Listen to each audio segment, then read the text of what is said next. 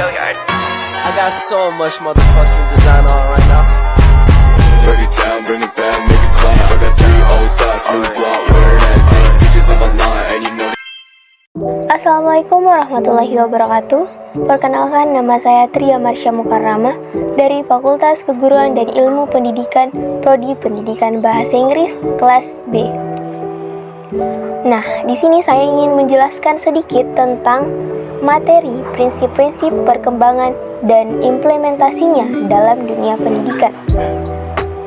Adapun beberapa prinsip-prinsip perkembangan, yaitu yang pertama, prinsip kesatuan organis. Anak merupakan suatu kesatuan. Perkembangan antara fungsi yang satu dengan yang lain saling berpengaruh. Tiap-tiap fungsi tadi hanya mempunyai arti apabila ditinjau dari keseluruhannya.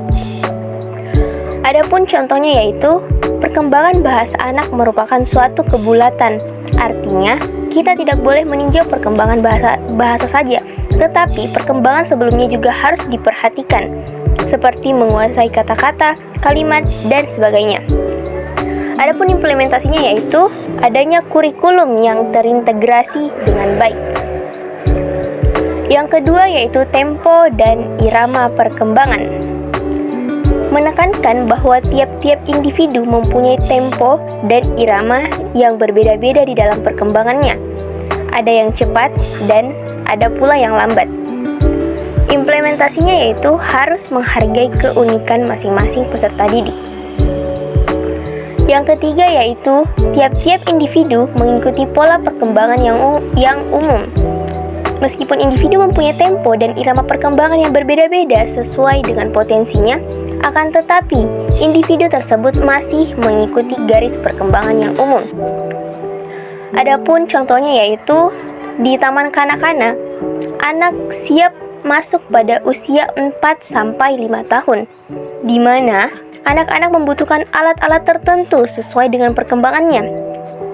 Dengan prinsip tersebut, maka alat-alat yang digunakan bisa relatif lama karena anak tidak boleh masuk TK pada usia 3 tahun. Adapun implementasinya yaitu alat peraga pendidikan dapat digunakan dalam rentan waktu yang cukup lama. Yang keempat yaitu konvergensi atau interaksi. Antara pembawaan dan lingkungan saling berpengaruh di dalam perkembangan anak. Misalnya, anak mempunyai bakat yang baik, tetapi karena hidup dalam lingkungan yang tidak menguntungkan, maka anak belum tentu bisa berkembang dengan baik. Implementasinya yaitu harus memberikan lingkungan yang bervariasi agar potensi anak teroptimalisasi dengan baik. Yang kelima yaitu kematangan. Usaha belajar atau pendidikan yang diberikan oleh pendidik sangat tergantung pada kematangan anak. Artinya, dalam mendidik anak, orang tidak dapat memaksakan materi pendidikan yang melebihi batas tingkat kematangannya. Misalnya, anak berusia 7 bulan baru bisa duduk, tidak dapat dipaksakan untuk belajar berjalan. Cara mengimplementasinya yaitu bereksplorasi, bergerak, dan bermain. Yang keenam yaitu terdapat hasrat untuk mempertahankan diri dan mengembangkan diri.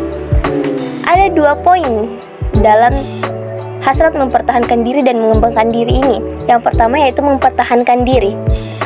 Adanya keinginan untuk makan, minum, dan istirahat merupakan keinginan untuk mempertahankan apa yang sudah ada. Yang kedua yaitu mengembangkan diri. Adanya keinginan untuk bergerak, bermain, mengadakan eksplorasi, dan sebagainya merupakan hasrat untuk mengembangkan apa yang sudah ada. Cara mengimplementasinya yaitu harus memperhatikan hasrat dan kebutuhan peserta didik. Yang ketujuh yaitu fungsi psikis tidak tumbuh secara berturut-turut, tetapi secara bersamaan. Contohnya yaitu menulis surat merupakan kegiatan yang melibatkan fungsi ingatan, fungsi pikiran, fungsi perasaan, fungsi gerak, dan sebagainya secara bersamaan. Hanya pada waktu-waktu tertentu, salah satu fungsi yang kelihatan menonjol sehingga nampak secara berurutan. Implementasinya itu hendaknya memperhatikan keterlibatan beberapa fungsi dari proses pembelajaran. Yang kedelapan yaitu perkembangan mengikuti proses diferensiasi dan integrasi. Dengan bertambahnya umur, perkembangan anak akan semakin maju pula, sehingga terjadi proses yang disebut diferensiasi dan integrasi.